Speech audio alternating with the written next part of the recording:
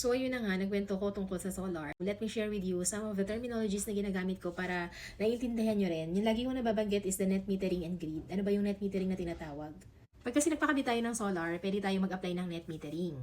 Net metering, it's a billing mechanism na ginagamit ni Meralco doon sa power na napoproduce natin versus sa power na nakokonsume natin. So, yung differences ng dalawa, doon malalaman kung mayroon tayong babayaran kay Meralco or wala.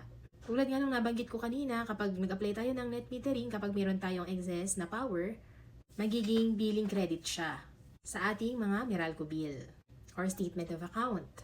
Paano naman ba yung pricing nun? So, usually kalahati lang nun yung pricing. Kung nasubukan na nating mag-compute, magkano ba per kilowatt na binabayaran natin kay Meralco?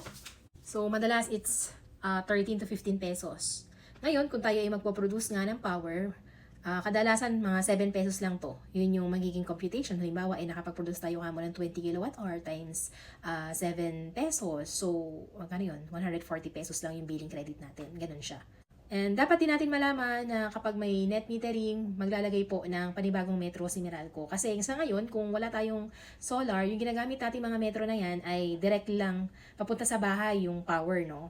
Ngayon, yung Meralco, gagawin niyang bidirectional meter or advanced meter. Kasi nga, habang tayo ay nagpo-produce, nagko-consume din tayo ng power. Kailangan niya yung metro na yon para maging successful yung net metering. Another term, yung grid na sinasabi ko magbabalibag tayo ng power sa grid kasi hindi pwedeng basta-basta na lang tayo magpo-produce ng power at magbabalibag ng power sa grid. Ano ba yung grid? Yun yung interconnected networks na nagdi-deliver ng electricity mula sa power generating company o mula sa mga producers papunta sa consumer. Hindi dahil may solar ka na, ay pwede ka nang mag-produce agad ng power papunta sa grid. Ito nga, kailangan ng approval ni Meralco, kung si Meralco ang ating electric company na nakakasakop sa atin, at syempre approval din ng LGU. Yung mga nakikita nating linya ng kuryente na yan ay hindi yan basta-basta. Nakala natin ay basta nagpo-produce lang yan ng power papunta sa ating bahay. So marami pa pong nagaganap dyan. Hinihimay-himay pa niyan yung mga power or electricity na nagmumula sa power generating company.